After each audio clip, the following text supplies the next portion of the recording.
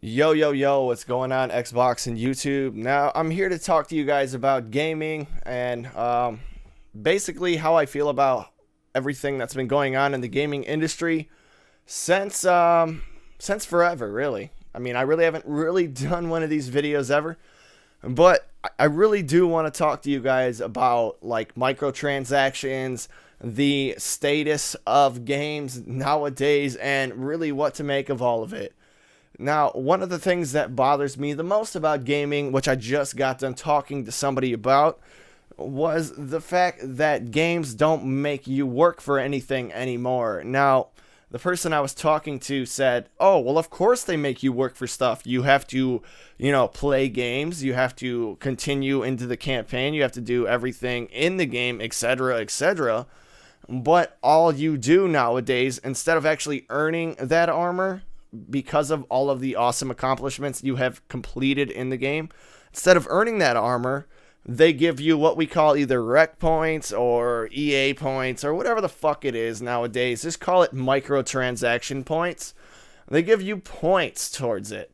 So if you're wearing that really badass armor in Halo 5 Guardians, or you're wearing that really badass armor in Black Ops 3, which at the moment is actually pretty microtransaction free, but at least in Halo 5, if you are playing with one of the best armor sets available, if you play NHL, FIFA, NFL, any EA related sports game, and you are rocking the best player, congratulations, because you are now considered one of the stupidest people in my book.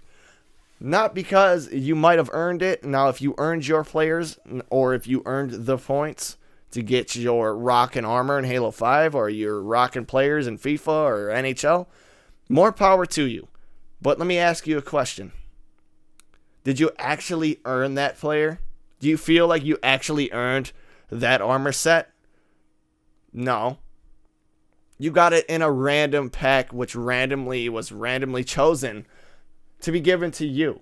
So nowadays they are almost selling boasting abilities, because now some asshole in FIFA or NHL or NFL, they can sit there and buy packs because they want to, because they want their team to be better.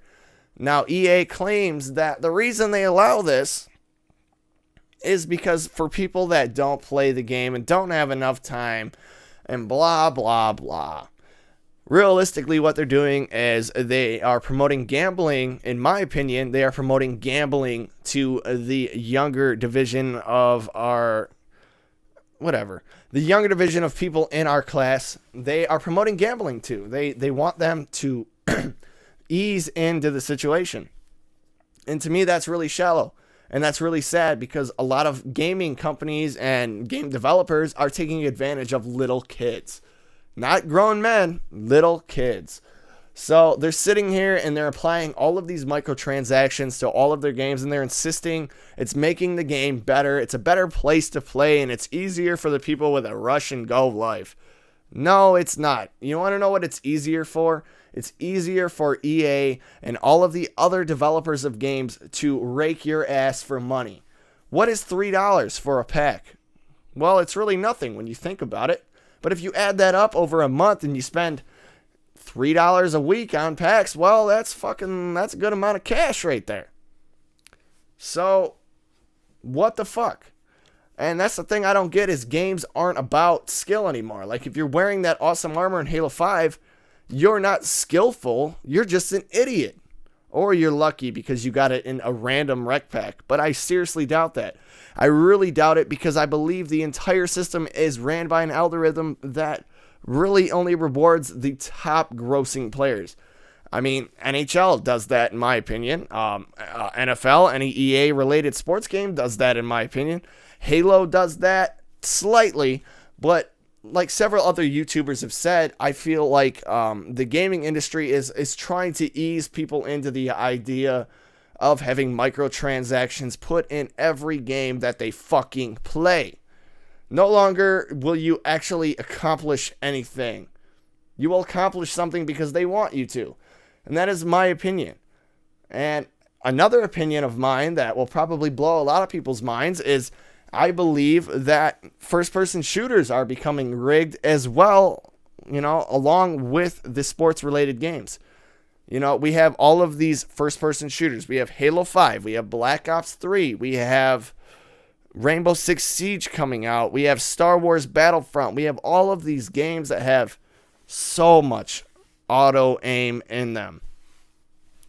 Now, this is just a theory, but what if gaming developing companies, or whatever the hell you want to call them, what if they were using auto-aim as a way to sort of push you into the right direction, and then one day, just like the EA sports games, which they all claim are not ice-tilted or rigged in any fashion whatsoever, but we all know are complete bullshit, because they have the Hockey Ultimate Team, they have Football Ultimate Team, and they have Soccer Ultimate Team.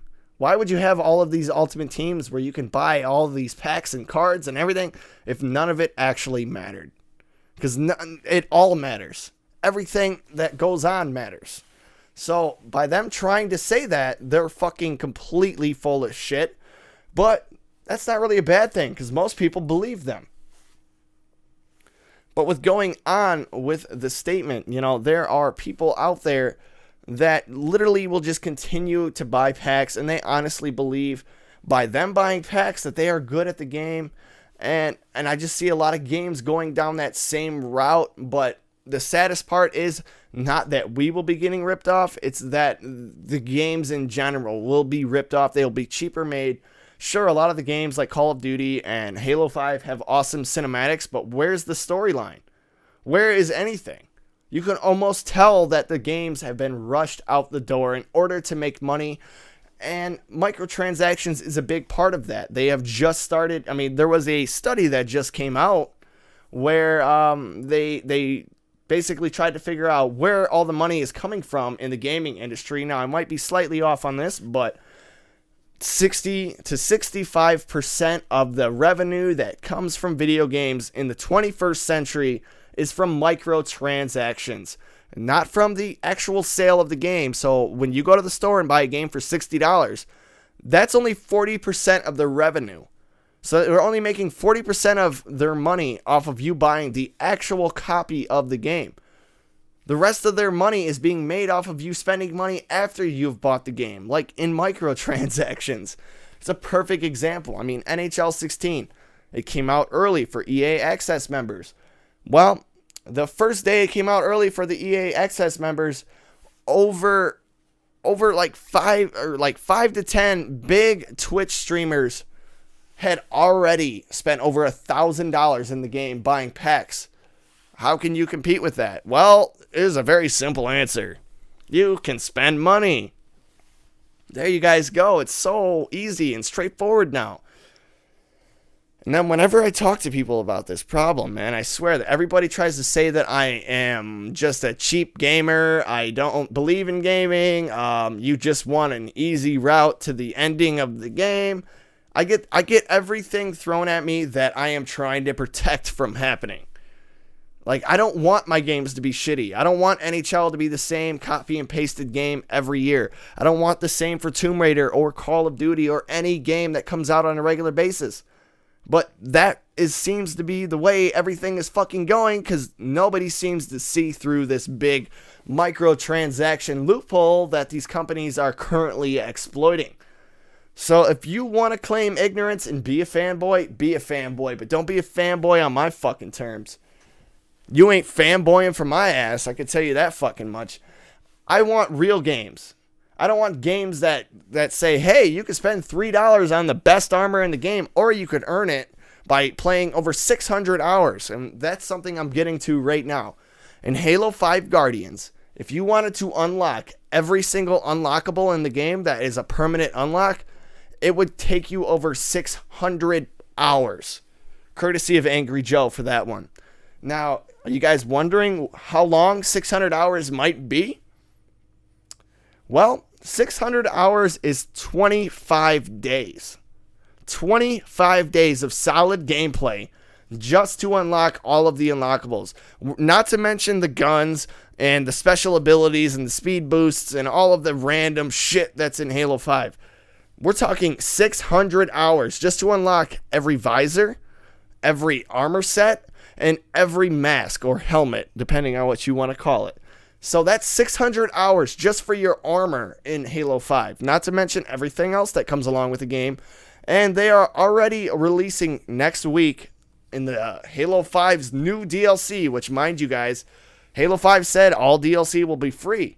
They just didn't tell you what the DLC would be. So all the DLC we're getting are game types we've already played, like Big Team Battle, and maps that don't require anything at all to make. Every map in the new Halo 5 Guardians update coming next week will be 100% Forge made. So of course it's free. It better be free. But that's just how they do it. That's how they sell it to you. Oh, all DLC will be free, but we forgot to mention to you that the DLC we're talking about is probably 90% made in Forge. So, thanks for that, DLC. And just so you guys know, Halo 5 Guardians has the new mode called Warzone in it.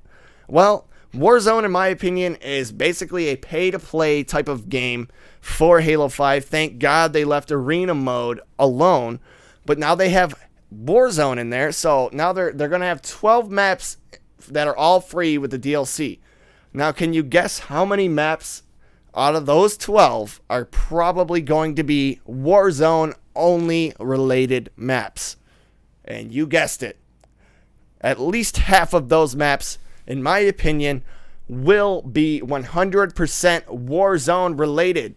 So realistically, you're only getting 6 free maps, and 90% of the DLC that you are getting for free is all Forge made. So, yay, we get Forge, I guess. Even though on Halo 4, I could download maps on Halo 4 from over 150,000 different sources. So I had 150,000 plus maps on Halo 4, but I'm supposed to look at the Halo 5 Guardians Forge maps as being an actual map pack. Okay, I see how it is. So basically, that's just another way of railing you. And mind you guys, they still charged $60 for Halo 5, and I believe Halo 5 is worth it. But I believe a lot of people wouldn't have bought Halo 5 if they would have known what you meant by DLC map packs. Because a Forge map is not DLC map packs. I hate to tell you that. But with that being said, guys, that is just a very shred of the iceberg that we are talking about. The very, very tiniest tip of the iceberg.